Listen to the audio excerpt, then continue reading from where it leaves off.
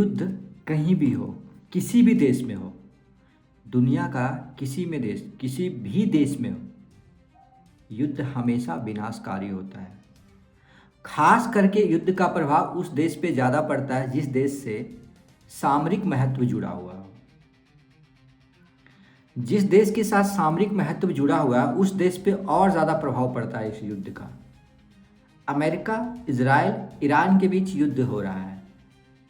भारत का इससे कोई लेना देना नहीं है, फिर भी टेक्निकली भारत पे इस युद्ध का जबरदस्त प्रभाव पड़ रहा है, क्योंकि भारत अमेरिका पे भी निर्भर है, भारत इजराइल पे भी निर्भर है और भारत ईरान पे भी निर्भर है।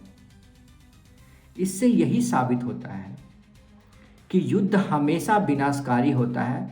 ना सिर्फ जो देश युद्ध में लड़ते रहता है उसका, बल्कि उसके लिए भी खतरनाक होता है जिसके साथ सामरिक महत्व हो। दरअसल अभी हमारे देश में दो वर्ग बटे हुए हैं। एक वर्ग है जो नेहरू को सुना रहे हैं, एक वर्ग है जो मोदी को सपोर्ट करते हैं, एक वर्ग वो भी है जो गांधी को और नेहरू को सपोर्ट करते हैं।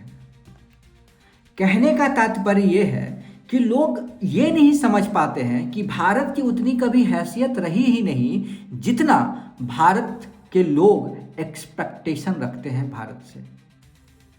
भारत नेहरू के टाइम में भी अपनी हैसियत के अनुसार चीज़ों को सॉल्व करता था और भारत 2014 के बाद नरेंद्र मोदी के राज में भी अपनी हैसियत के अनुसार ही चीज़ों को सॉर्ट आउट कर रहा है। लोग कह रहे हैं कि जो मोदी प्रशंसक हैं, मोदी जी देश को यहाँ से वहाँ ले गए, ये किए वो किए, वो किए ये किए, फलना किए ढिकाना किए, ये किए वो किए। कुछ लोग ये भी कह रहे हैं कि मोदी जी ने देश को बर्बाद कर दिया। कुछ लोग ये भी कह रहे हैं कि नेहरू के टाइम में, इंदिरा जी के टाइम में भारत अपनी पॉलिसियों को दृढ़ निश्चितता के साथ रखता था, अपनी बातों को दृढ़ निश्चितता के साथ रखता था। ऐसा कभी नहीं हुआ है। भारत अगर $300 कमा रहा था उस समय भी यही हाल था, आज $3000 कमा रहा है फिर भी भारत का यही हाल है। प्रति व्यक्ति आय की बात बता रहा हूँ। भारत अभी उस स्थिति में है ही नहीं कि किसी देश को खड़ा होके ये बोले कि मैं तुम्हारी बातों को नहीं मानूंगा। इंदिरा गांधी की सरकार की अगर हम बात करते हैं तो रसिया के साथ इंदिरा गांधी की गठजोड़ बहुत तगड़ा था। रसिया पे निर्भर था, सोवियत संघ पे निर्भर था भारत। अभी भी भारत की वही स्थिति है, अमेरिका पे निर्भर है। तो भारत के नेता जो लोग हैं, भारत के पॉलिटिशियन जो भारत को इस स्थिति पे लाके रख दिए हैं कि कभी भी भारत आत्मनिर्भर हुआ ही नहीं। हम एक वोट बैंक के चक्कर में भले हम कह देते हैं भारत आत्मनिर्भर हो रहा है, भारत यहाँ विकास हो रहा है, भारत वहाँ विकास हो रहा है, बट अगर हम हकीकत देखें तो हकीकत कुछ और ही है। लेकिन हमारी मजबूरियां इतनी हैं, हम अपने लोगों को इतना ज़्यादा पसंद करते हैं कि लोगों को दिल से सोचते हैं। इसीलिए हम चाहते हैं कि हमारी बातों को सब सुने तो हम विश्व गुरु बन जाएंगे। विश्व गुरु बनने के लिए विश्व गुरु लाइक क्षमता होना चाहिए जो अमेरिका के पास है, रसिया के पास है, चाइना के पास है। हम सिर्फ ज्ञान देने पर ही, बड़बोलापन में ही विश्व गुरु हैं। हम लोगों को समझा सकते हैं कि हम विश्व गुरु हैं, बट हकीकत अगर आप देखो तो हकीकत बहुत अलग है। हकीकत बहुत अलग है। ऋषियों मुनियों से चलते आ रहा है, हम अपनी बातों को रखते हैं, हम लोगों को समझाते हैं कि हमारे साथ हमारी बातों को सुना जाए, बट धरातल पे वो बातें कितनी सुनी जाती है ये आप भी जानते हैं और हम भी जानते हैं। भारत अभी भी उसी हिसाब से अपना विदेश नीति को फॉलो कर रहा है जितना भारत का औकात है, जितनी उसकी हैसियत है। भारत कभी चाइना नहीं बन पाया है, भारत कभी रसिया नहीं बन पाया है, भारत कभी अमेरिका नहीं बन पाया है। तो आप कैसे उम्मीद लगा सकते हो कि भारत की बातों को जोर शोर से रखा जाए।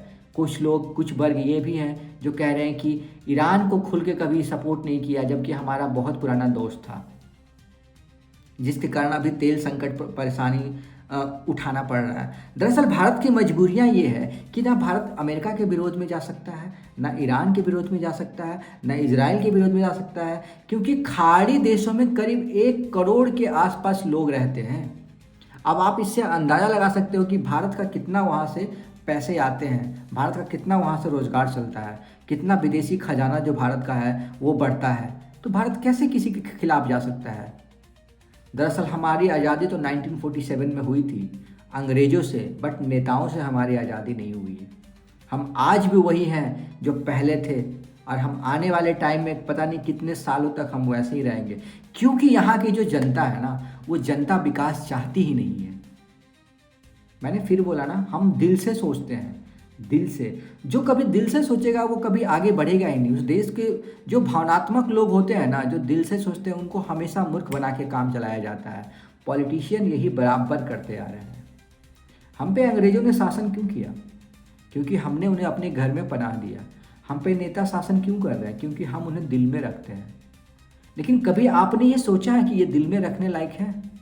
आपके अगर 100 लोग हैं तो 90% लोग गरीब हैं, 90 लोग गरीब हैं, 10 लोग अमीर हैं। क्या ऐसे लोगों को दिल में रखना चाहिए? लेकिन हम नहीं बदलेंगे, क्योंकि हम विकास चाहते ही नहीं हैं।